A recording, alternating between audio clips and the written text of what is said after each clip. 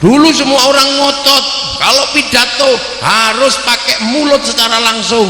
Karena apa? Itu adalah pemberian Allah. Bahkan speaker di Masjidil Haram dilarang, bid'ah. Akhirnya apa? Akhirnya kacau semua sholat di Masjidil Haram, karena imamnya rukuk, makmumnya baru takbir. Imamnya sudah sujud, makmumnya baru rukuk karena nggak dengar. Akhirnya kekacauan itu diselesaikan oleh Sayyid Alawi, bapaknya Sayyid Muhammad. Ketika terjadi seperti itu, Raja Saud nggak mau pakai speaker. Akhirnya kemudian ketika ketemu, kenapa Anda pakai kacamata? Karena pandangan saya sudah tidak jelas. Matamu tetap ada tapi tidak jelas, maka kamu boleh pakai kacamata. Imam juga bacaannya masih jelas tapi tidak didengar belakang, maka diperbesar pakai speaker. Fungsi speaker tidak lebih dari fungsi seperti kacamata. Boleh loh, lama. Begitu sekarang speaker banter-banteran. Iya, disuruh mengecilkan, mengatakan azan dilarang. Pancen niki wong konslet. Inilah Indonesia. Jadi makanya itu gara-gara sampean itu apa? Gara-gara pilpres itu. Wong pilpres itu hanya kelanjutan pilkades kok. Tiba-tiba perang badar apa? Pilpres itu kelanjutan pilkades, naik dikit pilkada, naik dikit pilgub, naik tertinggi pilpres. Itu pesta demokrasi, wajar. Dari dulu ada dangdutannya, biasa. Pilpres ya dangdutan, pilkada ya dangdutan, syukur ada duitnya, ya kan gitu. Kalau diterima orang biasa namanya uang bensin, kalau diterima masjid namanya sumbangan, kalau diterima kiai namanya bisyaro. Biasa aja. Indonesia itu gak usah ribet, biasa aja. Nah itu makanya Indonesia bisa bertahan seperti ini, karena biasa-biasa saja, asal wajar-wajar saja. Loh iya kan, loh bahasa Indonesia itu kan bisa apa saja. OTW, on the way, ojo takok bae. Loh, semua punya potensi untuk menjadi gerakan transnasional. Cerita-cerita besar semua punya cerita transnasional. Kisah cinta itu adalah kisah internasional. Kenapa yang lebih terkenal Romeo dan Juliet?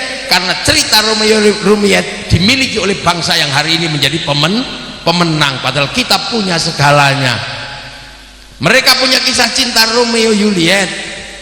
Orang Eropa, orang Arab punya Kais dan Laila. Orang Cina punya sampai Ingtai. Kita punya banyak kisah cinta, mulai dari Andi-Andi Lumut dan yang lain banyak. Sana punya orang kuat namanya Sam'on, Arab. Eropa punya orang kuat namanya Samson. Kita punya si pahit lidah. Kita punya Bantung Bondowoso. Sana punya cerita ibu tiri yang kejam dalam. Kita punya bawang putih, bawang merah. Sana punya binatang bisa ngomong namanya kura-kura ninja. Kita punya kancil nyuriti timun. Apa yang tidak kita punya? Tapi kenapa gerakan-gerakan cerita-cerita mereka miliki menjadi cerita internasional? Karena mereka punya bangsa yang kuat dan bangsa yang menang. Dan itu berawal dari mana? Dari rasa cinta pada bangsa dan negara. Lu kok sekarang malah semua diajari benci pada bangsanya dan negaranya? Punya presiden jelek, punya budaya jelek, tentara jelek, polisi jelek, presiden jelek. Terus apa yang akan kamu banggakan pada bangsa dan negaramu? Dan bagaimana caranya menjadi transnasional kalau kalian sangat tidak bangga menjadi bangsa Indonesia? Orang Arab punya alat musik namanya terbang, terbuat dari kayu dan kulit. Orang Eropa punya alat musik namanya gitar, terbuat dari kayu dan tali. Bangsa kita punya alat musik namanya gamelan, terbuat dari logam. Artinya hanya bangsa yang menguasai ilmu pertambangan yang maju dan penguasaan metalurgi yang mapan mampu membuat alat musik dari logam. Kok kamu malu? Apa yang buat kita malu akhir-akhir ini? Seolah bangsa kita ini jelek semua, punya budaya jelek, punya apa saja jelek, dan suka diolok-olok, seolah-olah yang terbaik itu hanya Eropa, yang terbaik hanya Arab, seolah-olah bangsa kita bukan bangsa yang besar. Ingat bahwa sebelum Cina menguasai dunia, sebelum Eropa menguasai dunia, sebelum Mongolia memporak-porandakan dunia, kita punya bangsa Majapahit, kita punya bangsa Singasari, kita punya bangsa Sriwijaya. Satu-satunya yang mampu menaklukkan Mongolia adalah bangsa Nusantara. Mereka sebelum mereka punya Declaration of Independence, sebelum mereka punya manifesto komunis, kita sudah punya negara Kertagama dan Soma, kita sudah punya Bhinneka Tunggal Ika. Nah, ini bangsamu. PKP membayangkan transnasional, bagaimana Nahdlatul Ulama menjadi gagasan internasional, tapi kalau kita tidak punya landasan, bagaimana membangun kecintaan pada bangsa dan negara akan sangat sulit diwujudkan. Makanya PKPNU selalu mengatakan NKRI, NKRI, NKRI. Itu kalau tidak begitu gimana kamu mau bangkit? Emang mau bangkit sendiri-sendiri? Nyu ya bisa. Nyu bisa. Itu loh, ini awal. Makanya Pancasila, NKRI, terus apa, siapa kita itu apa, agar kita punya kebanggaan bahwa kita juga manusia yang sama, hanya karoseri kita memang kecil itu aja, memang beda. Tapi Allah sudah mengerti bahwa kita dibikin kecil-kecil ini memang ini wujudnya orang Indonesia. Orang Eropa memang harus dibikin besar, karena Allah menempatkan orang Eropa di bumi yang ada musim dingin. Kalau dibikin kecil-kecil, kedinginan, mati. Makanya bangsa Eropa itu bangsa yang menghitung waktu, bangsa yang menghitung jarak, bangsa yang menghitung matahari, karena dalam 1 tahun 4 bulan kehilangan matahari. Kalau sudah kehilangan matahari, makanan harus bergizi, harus pakai daging, susu dikeraskan namanya keju, diawetkan, susu dibusukkan namanya yogurt, kemudian dimakan di musim dingin, daging dimakan, kurang kalori, mati. Kita punya bangsa lebih enak, seumur-umur makan kubis, hidup. Orang Eropa begitu kehilangan matahari, dia harus pakai pemanas. Kalau kepanasan harus pakai pendingin. Turbin listriknya tidak boleh mati. Kenapa tidak boleh mati? Begitu turbin listriknya mati, panas dan dingin tidak bisa diatur. Makanya mereka punya teknologi air condition. Kita negeri yang tidak panas dan tidak dingin. Makanya kita bukan negeri perang berebut energi, sana perang berebut energi untuk jaminan musim panas dan musim dingin. Kita tidak panas tidak dingin, nggak perlu ribut tentang energi, cukup pakai sarung. Kalau kepanasan kita kebut-kebut sarung, kedinginan kemulan sarung. Ada sekali anduk sarung. Di sana kalau sudah musim dingin mau cari ikan nggak ada, sungainya membeku. Makanya kalau musim panas, sungai ikannya diawetkan namanya sarden. Kita seumur-umur cari ikan ada, makanya nggak usah makan sarden. Kita makan ikan segar, ikan baung luar biasa. Iya, mana kau nih? Tidak pacak kau nih, bersyukur tegera kau. Saya gitu, dikit-dikit saya bisa bahasa orang Komering, bahasa orang Semende bisa saya. Ide gitu ngerti deh. Au mak mana kau nih kabah? Kerbai inilah. Nah, ngerti, istriku itu orang Semende. Makanya saya nggak mau nikah lagi, takut ditujah.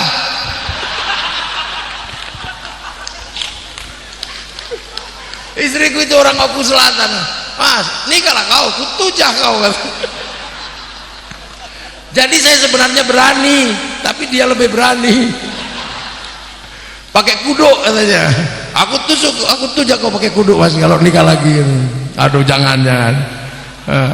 Kalau nggak terima aku pakai gerahang katanya. Loh, iya asli orang situ putih gitu, makanya saya cari orang sini putih karena saya udah hitam. Untungnya anaknya nggak kayak zebra. Lah kita nggak ngerti betapa kita cari ikan ada, kalau nggak ketemu ikan labi-labi juga ada, kodok ada. Orang Eropa kalau musim dingin nggak punya daun, seluruh daun rontok di musim gugur. Makanya mereka kalau musim bulan Desember menghias pohon itu pohon cemara, karena bulan Desember yang nggak rontok daunnya hanya pohon cemara. Makanya nggak usah emosi, jangan tanam cemara di depan masjid kami, itu pohon Kristen. Semenjak kapan pohon punya agama? Ini penting, jangan untuk memahami kalau mau menjadi gerakan transnasional mampu membaca apa yang ada di luar Indonesia. Orang Eropa itu susah hidupnya, makanya dia lihat matahari terbit senang, kita malah lihat matahari capek, malah ditutup biar tidak kepanasan pakai sunblock. Nanti kalau kepanasan pakai skincare ya. Orang Arab cantik ganteng, kenapa? Airnya jarang. Kalau dibikin jelek kayak gini nggak mandi tambah jelek. Nah kalau dibikin ganteng gitu walaupun nggak mandi tetap ganteng. Orang Cina susah, sekarang dia mikir 2,5 miliar orang. Sampean bayangkan satu negara mikirin mulut 2,5 miliar manusia. Itu kalau setengah kilo gandum sehari ada sekitar 1.200 1 juta berapa ton itu, kita nggak kebayang itu. Makanya orang Cina itu kalau makan gandum irit dibikin mie panjang-panjang disumpit biar awet. Kalau cara makannya kayak orang Oku Timur apa sih, cawok ini apa. Ayam dipendekkan usianya dari 5 bulan tinggal 40 hari. Makan kambing nggak cukup mereka, karena kambing 1 pentilnya 2 anaknya 1. Makanya mereka cukup makan babi pentilnya 24 anaknya 30. Cukup. Loh ini sampai mesti paham, begitu salah menghitung neraca ekonominya mati mereka. Makanya mereka bergerak kemana-mana carikan kehidupan. Apa sampean ikhlas orang mati karena nggak makan? Tiba-tiba hancurkan Cina, bunuh Cina. Lah nek Cina mati sing nuku telomu sapa? Ini dunia paham mono, pong PKP terutama. Makanya NU itu terbuka, santri terbuka. Karena apa? Kita tahu bahwa rahmannya Allah itu untuk semua makhluk. Jangan sok-sokan. Orang Afrika bingung, dia bikinkan makan, kelaparan di mana-mana. Karena apa? Mereka belum bisa selesai dengan binatang. Nanam jagung habis dimakan burung betet. Betet Afrika gedenya sak mintok, namanya makhau, dijual ke Indonesia seharga 200 juta. Nanam padi habis dimakan empritnya masih triliunan, diekspor ke sini satu seharga 30 juta, namanya black strut. Orang Afrika nanam telo, ubi kayu habis dimakan celeng. Nanam pisang habis dimakan monyet, karena monyet Afrika sekali makan langsung 1 tandan. Karena monyet gedenya sak sapi namanya gorila. Makanya sampai nanam jagung aja musuhan sama monyet, padahal monyetnya baru namanya beruk. Orang sini bilang beruk. Ayah kan beruk kan? Beruk mak mana kau nih kau? Oh beruk. Ini beruk. Siamang bute itu kan ada itu. Dirut. Dirut itu kan ada. Dirut jangan nangis, Bapang berjalan, jalan di kalangan, cakal endung muda.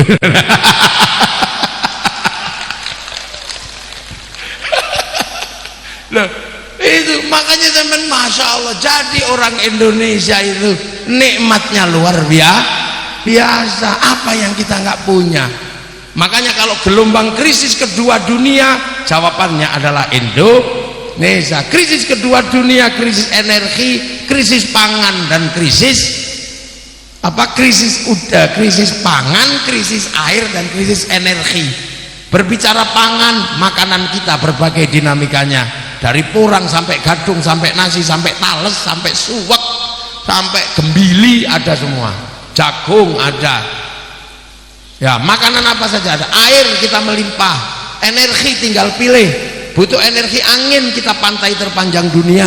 Butuh energi matahari, kita punya 3 waktu. Butuh energi panas bumi, kita negeri cincin api. Dinamika kita paling banyak. Dalam krisis kedua, bangsa kita adalah bangsa yang paling selamat dari krisis itu. Walaupun kita pesek-pesek, kita diberi tempat terindah oleh Allah di muka bumi. Maka bangga jadi orang Indonesia. Baru dengar Borobudur karya Nabi Sulaiman, senengnya. Oh, ada nabi. Itu karya Balitung, bukan karya Nabi Sulaiman. Nabi Sulaiman dari Sleman, senengnya. Seolah-olah kita ini bangsa yang tidak pernah bisa kuat kalau tidak dengan bangsa yang lain. Kita kuat yang kecil-kecil, pinter-pinter. Yang lain bisa bangun piramid, kita bisa bangun Borobudur. Yang lain punya apa, kita juga punya. Makanya teman-teman PKP, kuatkan diri kita, jangan pernah galau dengan apapun. Lah itu manusia. Cuman manusia itu kelemahannya satu, apa? Pulang, mati. Manusia itu bagaimanapun juga sudah dijanji oleh Allah, innalillahi wa inna ilaihi raji'un. Kita ini mau pulang kemana? Ya ke kampung halaman, di sana, di surga, di sana ketemu surga atau ketemu neraka, pokoknya yang penting kita mesti pulang. Kalau sudah waktunya pulang, la yastakhiruna sa'ata wa la yastaqdimun. Nah, untuk memberikan bekal pulang, kasih kabar pulang bahwa besok kamu tuh pulang kemana? Innalillahi wa inna ilaihi raji'un. Makanya Allah selalu ngirim nabi dan rasul untuk kasih kabar, ente pulang, kamu pulang. Nabi tertua, Nabi Adam, nggak usah diajari pulang, wong Nabi Adam itu masih dari kampung halaman. Sampean bapak-bapaknya nggak usah diajari tentang kampung halaman karena masih dari sana. Tapi buyutnya sudah nggak ngerti, maka sekali-sekali buyutnya diceritani, diajak pulang. Nanti canggahnya nggak tahu, warengnya sudah nggak tahu. Warengnya perasaannya sudah murni jadi orang Semende, padahal aslinya masih orang Jawa. Lah dulu juga sama. Nabi Adam masih tahu kembali ke surga, Kobil sudah nggak tahu, Kobil udah nggak ngerti. Maka kemudian Kobil udah ngelawan. Begitu juga selanjutnya, manusia sudah mulai lupa. Dikirim Nabi Idris, lupa. Generasi berikutnya mengaku jadi Tuhan, Namrud. Maka kemudian Allah ngirim Nabi Ibrahim terus gitu, sampai akhirnya manusia hanya diingatkan. Dah yang teringat, yang mengingatkan terakhir kali adalah Nabi Muhammad. Ini yang terakhir ngingetin. Setelah itu udah nggak ada lagi yang langsung dipanggil Allah untuk ngingetin. Muhammad, ingetin mereka itu besok pulang kembali kepadaku. Kalau sudah waktunya kembali, nggak bisa maju, nggak bisa mundur. La yastakhiruna sa'ata wa la yastaqdimun. Lah Nabi ini diutus untuk ngingetin. Cuman Nabi ini bukan orang Sumatera. Nabi ini orang Arab di sana. Nabi juga bukan tahun 2020. Nabi itu tahun 600, tidak di sini dan bukan orang sini. Makanya yang ketemu Nabi bukan orang Palembang. Jadi akhirnya yang menerima kabar pertama kali pelajaran Nabi itu bukan orang Palembang, tapi orang Arab.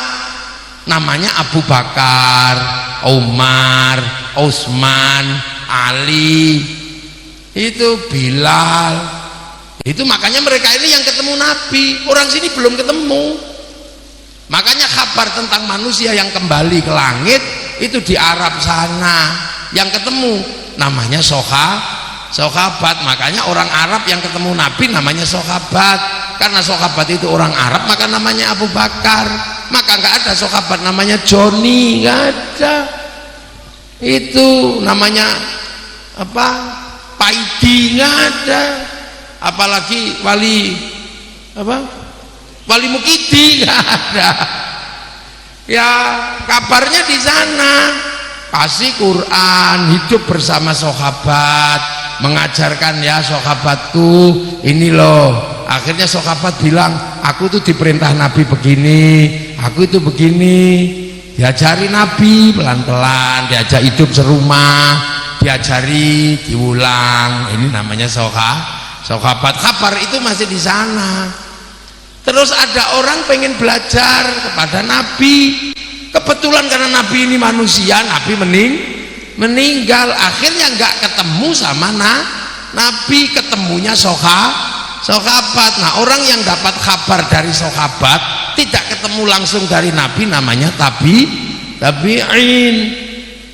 Nah, orang yang terus kemudian tabi'in ini diajari gini loh sama sahabat. Dulu aku disuruh Nabi begini, amarona Rasulullah Shallallahu Alaihi Wasallam kada. Terus aku pernah dilarang oleh Nabi begini, nahana Rasulullah Shallallahu Alaihi Wasallam angkada. Aku dilarang Nabi seperti ini. Terus aku pernah bersama Nabi dulu ya tabiin. Gimana? Kunna ma'a Rasulullah Shallallahu Alaihi Wasallam naf'alu. Aku bareng Nabi menjalankan. Terus ceritanya gimana lagi? Aku pernah lihat Nabi, ra'aitu Rasulullah Shallallahu Alaihi Wasallam yaf'alu. Nah terus kamu, aku pernah denger tok, sami tuh. Lah ini aku dapat kabar, akhbarona. Loh makanya itu hadis. Nah tiba-tiba kemudian lama-lama namanya manusia.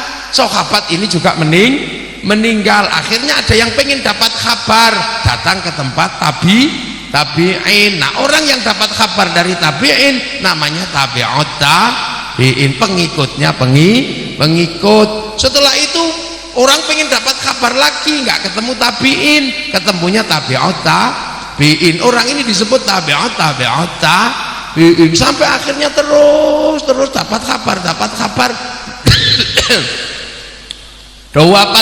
kabar ini sampai akhirnya yang dapat kabar itu Kiai Makbul. Ya kan, dapat kabar Kiai Makbul. Terus akhirnya kabarnya Kiai Makbul dikabarkan kepada Kiai Mu'arif, dikabarkan kepada Kiai Makmun. Ini nggak penting. Lah kalau ini terus namanya apa? Sebagai misalnya Gus Makmun, Gus Mu'arif itu namanya apa? Lah ya sudah tabi'ut. Mau aja kok ini udah dapat kabar. Surah umum atau ini sudah dapat kabar. Nah itu loh, ini dapat kabar dari Lirboyo, sama itu dari Blok Agung, Lirboyo. Itu semua dulu dapat kabar dari Mbah Hasyim Asy'ari. Mbah Hasyim Asy'ari dapat kabar dari mana? Diceritani siapa? Diajari siapa? Diajari oleh Mbah Khalil, mondok di sana. Ya, mondok di tempatnya Kiai Soleh Darat, mondok di tempat bapaknya namanya Kiai Asy'ari. Apa Kiai Asy'ari dengar langsung dari Rasul? Ya enggak, beliau dengar dari siapa? Kiai Abdul Wahid di Solo 3. Kiai Abdul Wahid dari mana? Dari Kiai Abdul Halim di Boyolali karena mondok. Kiai Abdul Halim dari mana? Dari Kiai Sufyan di Tuban, mondok di Tuban. Kiai Sufyan di mana? Mondoknya di tempatnya Kiai Jabar Lirip. Di tempat Kiai Jabar dapat kabar dari mana? Ya Abdurrahman Lasem. Ya Abdurrahman Lasem dapat kabar dari mana? Dari Mbah Pangeran Benowo. Karena Mbah Benowo mondok di tempatnya Mbah Cokrojoyo Sunan Geseng. Sunan Geseng dapat kabar dari mana? Dari Kanjeng Sunan Kalijogo. Yang Sunan Kalijogo kok dapat kabar dari mana? Dari Sunan Bonang karena mondok situ. Sunan Bonang dari mana? Dari Sunan Ampel di Surabaya. Bang Ampel dapat kabar dari mana? Mondok tempatnya Mbah Brohim Asmoro Kondi. Mbah Brohim Asmoro Kondi dapat kabar dari mana? Dari Syekh Jumadil Kubro. Syekh Jumadil Kubro mondok di mana kok dapat kabar? Di tempatnya Sayyid Muhammad Sayyid Muhammad Pase. Sayyid Muhammad Pase di mana mondoknya kok dapat kabar? Di tempat Sayyid Ahmad Jalaluddin Campah. Sayyid Ahmad Jalaluddin dapat kabar dari mana? Karena mondok di tempatnya Sayyid Abdul Malik Mongol. Said Abdul Malik dapat kabar dari mana? Dari Said Alawi Amil Faqih. Said Alawi Amil Faqih mondok di mana kok dapat kabar? Di tempatnya Said Ahmad Sohib Mirbat. Said Mirbat dari mana? Dari pondoknya Said Ali Kholik Qosam. Said Ali Kholik Qosam dari mana? Dari pondoknya Said Alwi. Said Alwi dari mana? Mondok tempatnya Said Muhammad. Said Muhammad dari mana? Said Alwi. Said Alwi dari mana? Sayyid Ubaidillah. Alwi bin Ubaidillah inilah yang melahirkan Alawiyin. Ada Asegaf, ada Al-Atlos, ada Syakron dari situ. Nah, Said Ubaidillah dapat kabar dari mana? Dari bapaknya diajari, namanya Said Ahmad Al-Muhajir. Kenapa disebut muhajir?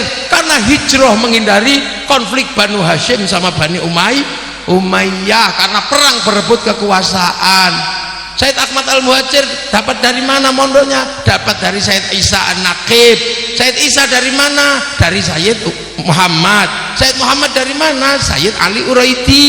Sayyid Ali Uraidi dari mana? Dari Sayyid Ja'far Shadiq. Sayyid Ja'far Shadiq inilah yang hidupnya paling susah karena konflik politik, sampai akhirnya membuat sholawat yang kita baca setiap hari, wa asdilil zalimin bid zalimin wa akhrijna min bainihim salimin. Lah ini dulu dapat kabar dari mana? Di tempat bapaknya diajari, namanya Sayyid siapa? Sayyid, ayo bro. Jadi Said Ja'far Shadiq dikabari Said Bakir. Said Muhammad Bakir diajari sama bapaknya, namanya Said Ali Zainal Abidin. Said Ali Zainal Abidin diajari Sayyidina Hasan Husain. Sayyidina Hasan Husain diajari Sayyidina Ali. Nah, Sayyidina Ali ini yang mondok langsung di tempat Rasulullah Muhammad sallallahu alaihi wasallam. Lah ini namanya ahli sunnah wal jamaah.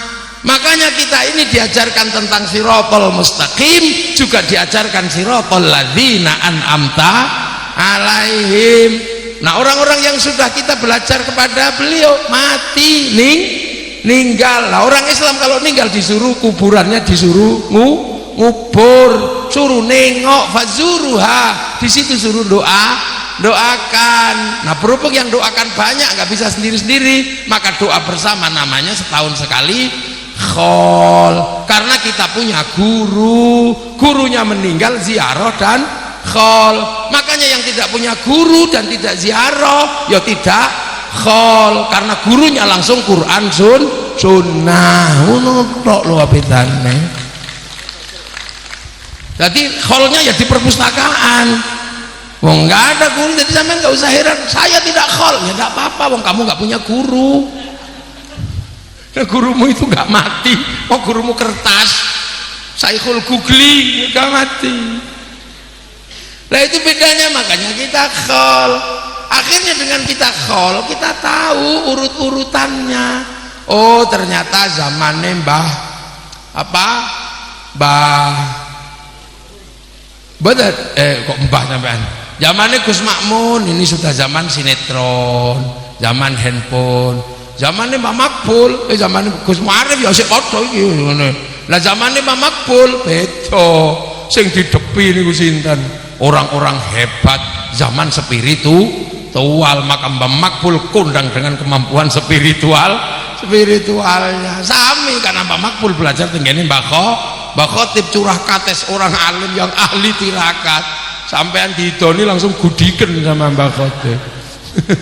Eranya belajar gitu, ya eranya sama iku lah. Mbak Khotib belajar teng Bendo, pondok Bendo Kediri zaman Mbah Muhajir wis sami isine ngeten niku. Wong zamane beda. Makanya kiai-kiai itu tidak pernah menolak zaman gurunya seperti apa, enggak langsung itu musyrik, itu bid'ah.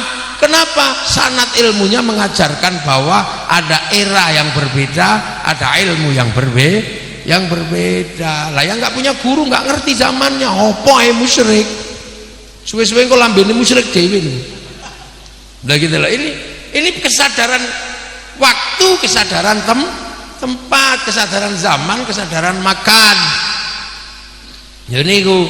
Lho makane kene guru zaman niku lah. Itu ada eranya Mbak Kholil Bangkalan. Terus tadi sampai kula sebut niku wau munggah ana zaman Wali Songo. Zaman Wali Songo ya zamannya bagaimana Islam baru masuk.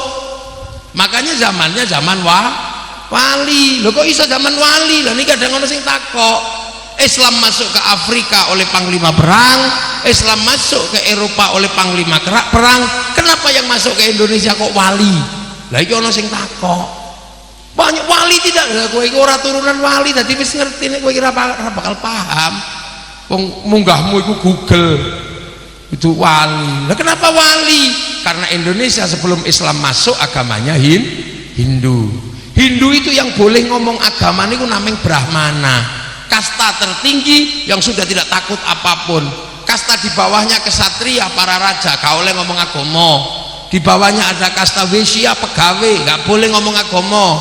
Di bawahnya ada kasta Sudra, kastanya pedagang sama petani. Sekaya apapun saudagar dan petani, kastanya Sudra, dia nggak boleh ngomong agama. Maka kalau ada yang mengatakan Islam disebarkan oleh saudagar, itu bertolak belakang secara ilmiah, karena pedagang tidak boleh ngomong agama. Apalagi kasta di bawahnya kasta paria, pengemis. Apalagi di bawahnya ada kasta kucah, copet, tukang ngentit. Makanya kalau ada yang ngentit bansos itu kucah. Nah kasta kucah di bawahnya ada mleka.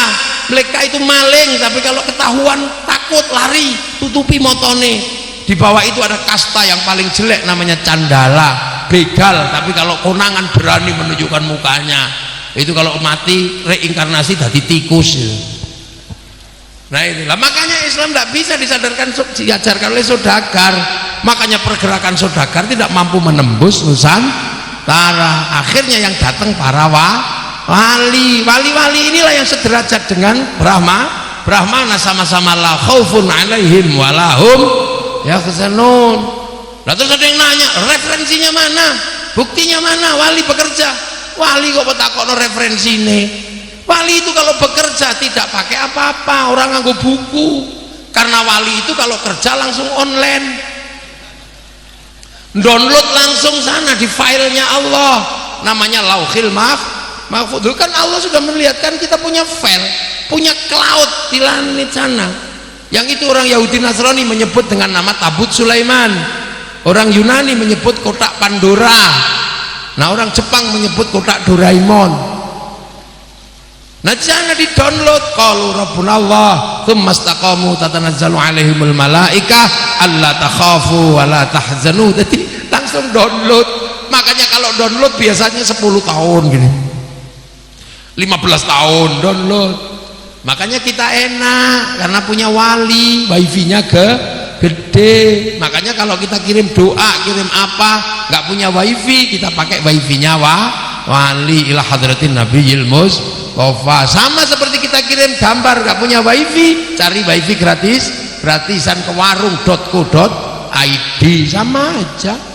Nah kalau nyawa, Allahumma ja'al wa ausil sababa maqalatu ila ruhi bibarokati ruhi. Loh niku bisa biasa namanya tawassul. Makanya enak kalau kita pakai wifi-nya wali. Karena apa? Wali itu wifi-nya gede, karena downloadnya lama. Syekh Abdul Qadir download selama tahun, Nabi Muhammad 25 tahun naik turun Gua Hira, Sunan Kalijogo download 3 tahun, download file